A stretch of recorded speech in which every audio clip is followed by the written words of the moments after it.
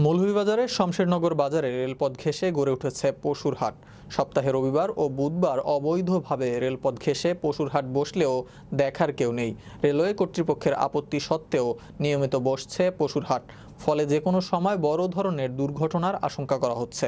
এছাড়াও রেললাইনের এই স্থান পথচারী সহ স্থানীয়দের যাতায়াতের রাস্তা। এ বিষয়ে প্রয়োজনীয় ব্যবস্থা গ্রহণের জন্য বাংলাদেশ রেলওয়ে ঢাকাস্থ বিভাগীয় প্রকৌশলী 2কে গত বছরের 23 মে একটি চিঠি প্রেরণ করেন শ্রীমঙ্গলের ঊর্ধ্বতন উপসহকারী প্রকৌশলী। Shamshernagar railway station master Uttam Kumar Deb বলেন, আপত্তি থাকা সত্ত্বেও প্রতিনিয়ত রেল লাইনের পাশেই পশুর হাট বসানো হয়। এ বিষয়ে শমশেরনগর ইউনিয়ন পরিষদের চেয়ারম্যান মোহাম্মদ জুয়েল আহমেদ বলেন, দুর্ঘটনা এড়াতে যথাযোগ্য পদক্ষেপ গ্রহণ করা হবে। এখানে গরু বাজার হয় বহু ঝুঁকিপূর্ণ, যেমন সপ্তাহে 2 দিন বাজার হয়, প্রতি রবিবার আর বুধবার 2 দিন বাজার হয়।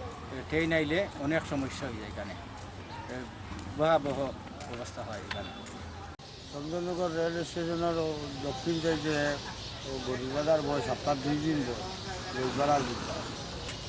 যখন ট্রেন আসে তো গ্যাদারিং পৌঁছতে না পারে, অ্যাক্সিডেন্ট হওয়ার সম্ভাবনা আছে।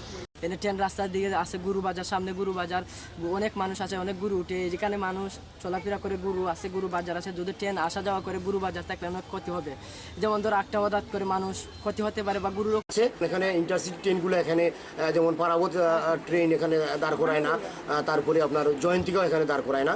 তো এই ট্রেনগুলো যখন যায় তখন এখানে একটু অসতর্কতা হলে এখানে দুর্ঘটনা ঘটতে পারে।